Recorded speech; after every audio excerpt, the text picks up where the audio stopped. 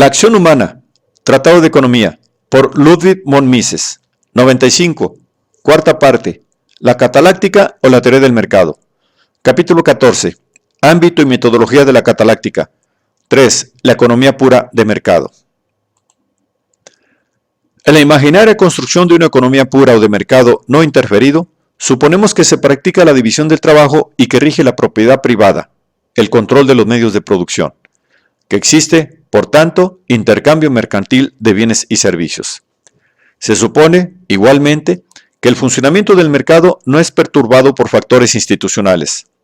Se da, finalmente, por admitido que el gobierno, es decir, el aparato social de compulsión y coerción, estará presto a amparar la buena marcha del sistema, absteniéndose, por un lado, de actuaciones que puedan desarticularlo y protegiéndolo, por otro, contra posibles ataques de terceros. El mercado goza, así, de plena libertad. Ningún agente ajeno al mismo interfiere en los precios, los salarios ni los tipos de interés. Partiendo de tales presupuestos, la economía trata de averiguar los efectos de semejante organización.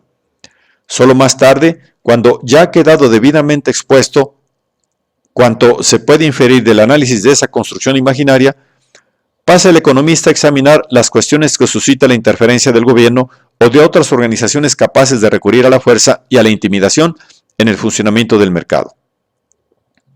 Es sorprendente que este procedimiento, lógicamente impecable y el único que permite abordar los problemas planteados, pueda haber sido objetivo de ataques tan apasionados. Se le ha tachado de adoptar una postura favorable a la política económica liberal, estigmatizada a su vez como reaccionaria, imperialista, manchesteriana, negativista, etc.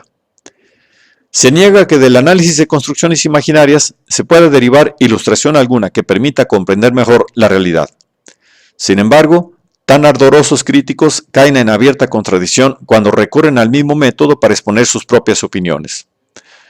Al abogar por salarios mínimos, describen las pretendidas condiciones insatisfactorias de un libre mercado laboral y cuando proponen protecciones tarifarias también describen las desastrosas consecuencias que, en su opinión, provoca el mercado libre. Lo cierto es que para valorar cualquier medida tendente a limitar el libre juego de los elementos que integran un mercado no interferido, es necesario examinar ante todo aquellas situaciones que produciría la libertad económica. Es cierto que los economistas han llegado en sus investigaciones a la conclusión de que los objetivos que la mayoría de la gente, es más, prácticamente todos, se afanan por conquistar mediante la inversión de trabajo y esfuerzo y a través de la política económica como mejor pueden alcanzarse, es implementando un mercado libre cuyo funcionamiento no se vea perturbado por la interferencia estatal. Pero esto no es un juicio preconcebido derivado de un análisis insuficiente de los efectos que la interferencia del gobierno produce en el funcionamiento del mercado. Al contrario, es el resultado de un riguroso e imparcial estudio del intervencionismo en todas sus facetas. También es cierto que los economistas clásicos y sus continuadores solían calificar de natural el sistema basado en una libre economía de mercado y de artificial y perturbador el intervenido por el gobierno. Pero esta terminología era también fruto de su cuidadoso análisis de los problemas del intervencionismo. Al expresarse así, no hacían más que atemperar su dicción a los usos semánticos de una época que propendía a calificar de contraria a la naturaleza toda situación social tenida por indeseable. El teísmo y el deísmo del siglo de la Ilustración veían reflejados en la regularidad de los fenómenos naturales los mandatos de la providencia. Por eso, cuando aquellos filósofos advirtieron análoga irregularidad en el mundo de la acción humana y de la evolución social, tendieron a interpretar dicha realidad como una manifestación más del paternal tutelaje ejercido por el creador del universo. En tal sentido, hubo economistas que adoptaron la doctrina de la armonía preestablecida. La filosofía social en que se basaba el despotismo paternalista insistía en el origen divino de la autoridad de los reyes y autócratas destinados a gobernar los pueblos. Los liberales, por su parte, replicaban que el libre funcionamiento del mercado, en el cual el consumidor, todo ciudadano, es soberano, provoca resultados mejores que los de órdenes emanadas de ungidos gobernantes. Contemplad el funcionamiento del mercado, decían, y veréis en él la mano de Dios. Al tiempo que formulaban la imaginaria construcción de una economía de mercado pura, los economistas clásicos elaboraron su contrafigura lógica, la imaginaria construcción de una comunidad socialista. En el proceso heurístico, que finalmente permitió descubrir la mecánica de la economía de mercado, este imaginario orden socialista gozó incluso de prioridad lógica. Preocupaba a los economistas el problema referente a si el sastre disfrutaría de pan y zapatos en el supuesto de que no hubiera mandato gubernativo alguno que obligara al panadero y al zapatero a atender sus respectivos cometidos. Parecía que debía imponerse una intervención autoritaria para constreñir a cada profesional a que sirviera a sus conciudadanos. Por eso, los economistas se sorprendían al advertir que tales medidas coactivas en modo alguno eran necesarias. Cuando contrastaban la producción con el lucro, el interés privado con el público, el egoísmo con el altruismo, aquellos pensadores utilizaban tácitamente la imaginaria construcción de un sistema socialista. Precisamente su sorpresa ante la, digamos, automática regulación del mercado surgía porque advertían que mediante un sistema de producción anárquico se podía atender las necesidades de la gente de modo más cumplido que recurriendo a cualquier ordenación de un omnipotente gobierno centralizado. El socialismo, como sistema basado en la división del trabajo, que una autoridad planificadora por entero gobierna y dirige, no fue idea de los reformadores utópicos. Estos tendían más bien a predicar la autárquica coexistencia de reducidas entidades económicas. En tal sentido, recuérdese el falasterio de Fourier. Si el radicalismo reformista recurrió al socialismo, fue porque se acogió a la idea, implícita en las teorías expuestas por los economistas clásicos, de una economía dirigida por un gobierno de ámbito nacional o mundial. La maximización de los beneficios. Suele decirse que los economistas, al abordar los problemas de la economía de mercado, parten de un supuesto irreal, imaginando que la gente se afana exclusivamente por procurarse la máxima satisfacción personal. Dichos teóricos, se asegura, basan sus lucubraciones en un ser imaginario, totalmente egoísta e irracional, que solo se interesaría por su ganancia personal. Ese homo economicus tal vez sirva para retratar a los especuladores y a jugadores de bolsa. Pero la gente, en su inmensa mayoría, es bien diferente. El estudio de la conducta de ese ser imaginario de nada sirve cuando lo que se pretende es aprender la realidad tal cual es. No es necesario refutar una vez más el confucianismo, error e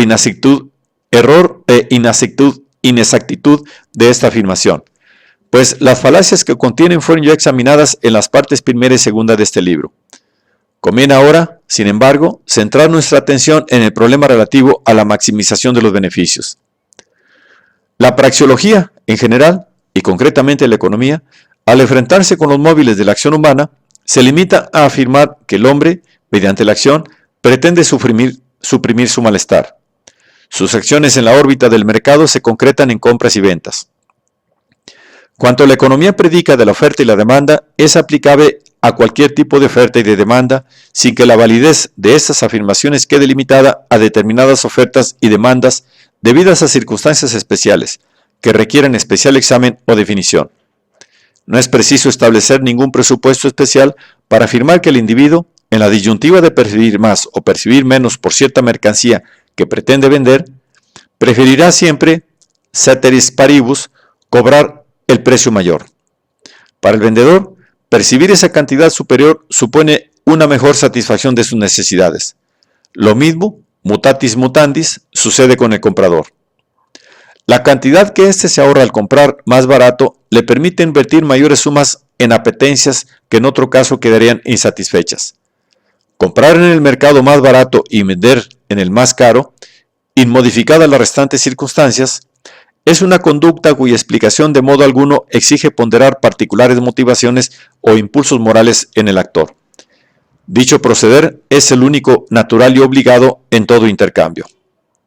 El hombre, en el mundo de los negocios, es un servidor de los consumidores, quedando obligado a atender los deseos de estos. No puede entregarse a sus propios caprichos y antojos. Los gustos y fantasías del cliente son la norma suprema para él, siempre y cuando el adquiriente esté dispuesto a pagar el precio correspondiente. El hombre de negocios ha de acomodar fatalmente su conducta a la demanda de los consumidores. Si la clientela es incapaz de apreciar la belleza y prefiere el producto tosco y vulgar, aún contrariando sus propios gustos, aquel habrá de producir precisamente lo que los compradores prefieran. Si los consumidores no están dispuestos a pagar más por los productos nacionales que por los extranjeros, el comerciante se ve en la necesidad de surtirse de estos últimos si son más baratos que los autóctonos. El patrono no puede hacer caridad a costa de la clientela. No puede pagar salarios superiores a los del mercado si los compradores, por su parte, no están dispuestos a abonar precios proporcionalmente mayores por aquellas mercancías que se producen pagando esos incrementados salarios. El planteamiento es totalmente distinto cuando se trata de gastar los propios ingresos. En tal caso, el interesado puede proceder como mejor le parezca. Si le place, puede hacer donativos y limosnas. Nada le impide que, dejándose llevar por teorías y prejuicios diversos, discrimine contra bienes de determinado origen o procedencia y prefiera adquirir productos que técnicamente son peores o más caros. Lo normal, sin embargo, es que el comprador no favorezca caritativamente al vendedor. Pero alguna vez ocurre. La frontera que separa la compraventa mercantil de bienes y servicios de la donación limosnera a veces es difícil de trazar. Quien hace una adquisición en una tómbola de caridad combina generalmente una compra comercial con un acto de caridad. Quien entrega unos céntimos en la calle al músico ciego no pretende pagar con ello la dudosa labor musical. Se limita a hacer caridad. El hombre, al actuar, procede como ser unitario. El comerciante, exclusivo propietario de cierta empresa, puede en ocasiones difuminar la frontera entre lo que es negocio y lo que es liberalidad. Si desea socorrer a un amigo en situación apurada, tal vez por delicadeza, arbitre alguna fórmula que evite a este último la vergüenza de vivir de la bondad ajena. En este sentido, puede ofrecerle un cargo en sus oficinas, aun cuando no precise de tal auxilio o pueda contratarlo a menor precio en el mercado. En tal supuesto, el correspondiente salario, formalmente, es un coste más del proceso industrial. Pero en realidad es una inversión efectuada por el propietario de parte de sus ingresos. En puridad, estamos ante un gasto de consumo, no un coste de producción para aumentar el beneficio. La tendencia a tomar en consideración solo lo tangible, ponderable y visible, descuidando todo lo demás, induce a torpes errores. El consumidor no compra alimentos o calorías exclusivamente. No pretende devorar como mero animal. Quiere comer como ser racional. A muchas personas a quienes la comida satisface tanto cuanto mejor presentada y más gustosa sea, cuanto mejor dispuesta esté la mesa y cuanto más agradable sea el ambiente. A estas cosas no les dan importancia aquellos que se ocupan exclusivamente de los aspectos químicos del proceso digestivo. Ahora bien, el que dichas circunstancias tengan notoria importancia en la determinación de los precios de la alimentación resulta perfectamente compatible con nuestra anterior afirmación de que los hombres prefieren, ceteris paribus, comprar en el mercado más barato. Cuando el comprador, al elegir entre dos cosas que la química y la técnica reputan iguales, opta por la más cara, indudablemente tiene sus motivos para proceder así. Salvo que se equivoque, al actuar de tal suerte, lo que hace es pagar unos servicios que la química y la tecnología, con sus métodos específicos de investigación, son incapaces de apreciar. Tal vez, personalmente, consideremos ridícula la vanidad de quien paga mayores precios acudiendo a un bar de lujo simplemente por tomarse el mismo cóctel al lado de un duque y codeándose con la mejor sociedad. Lo que no puede afirmarse es que tal persona no está mejorando su propia satisfacción al proceder así. El hombre actúa siempre para acrecentar su satisfacción personal. En este sentido, y en ningún otro, cabe emplear el término egoísmo y decir que la acción es siempre y necesariamente egoísta. Incluso las actuaciones que directamente tienden a mejorar la condición ajena son, en definitiva, egoístas, pues el actor deriva mayor satisfacción de ver comer a los demás que de comer él mismo. Contemplar gente hambrienta le produce malestar. Cierto es que muchos piensan de otro modo y prefieren llenar el propio estómago antes que el ajeno. Pero esto nada tiene que ver con la economía. Es un simple dato de experiencia histórica. La economía se interesa por toda acción, independientemente de que ésta responda al hambre del actor o a su deseo de aplacar la de los demás. Si por maximización de los beneficios entendemos que el hombre, en las transacciones de mercado, aspira a incrementar todo lo posible la propia ventaja, incurrimos en un circunloquio pleonástico y perifrásico, pues simplemente repetimos lo que ya se halla implícito en la propia categoría de acción. Pero sí, En cambio, pretendemos dar a tal expansión cualquier otro significado, inmediatamente caemos en el error. Hay economistas que creen que compete a la economía determinar cómo puede todo el mundo, o al menos la mayoría, alcanzar la máxima satisfacción posible. Olvidan que no existe mecanismo alguno que permita medir el respectivo estado de satisfacción alcanzado por cada uno de los componentes de la sociedad. Interpretan erróneamente el carácter de los juicios formulados acerca de la comparativa felicidad de personas diversas. Creen estar sentando hechos cuando no hacen más que expresar arbitrarios juicios de valor. Naturalmente, se puede decir que es justo robar al rico para dar al pobre, pero el calificar algo de justo o injusto implica un previo y subjetivo juicio de valor que como tal es siempre puramente personal, sin que pueda ser verificado o refutado. La economía jamás pretende emitir juicios de valor.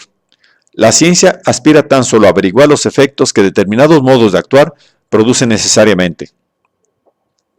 Las necesidades fisiológicas, se ha dicho, en todos los hombres son idénticas. Tal identidad, por tanto, brinda una pauta que permite apreciar en qué grado se hallan objetivamente satisfechas. Quienes emiten tales opiniones y recomiendan seguir esos criterios en la acción de gobierno, pretenden tratar a los hombres como el ganadero trata a sus reses. Se equivocan a no advertir que no existe ningún principio universal que pueda servir de guía para decidir una alimentación que fuera conveniente para todos. El que al respecto se sigan unos u otros principios dependerá íntegramente de los objetivos que se persigan.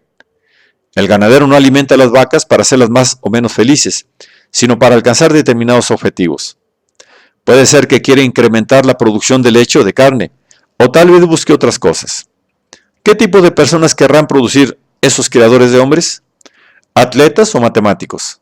¿Guerreros o jornaleros?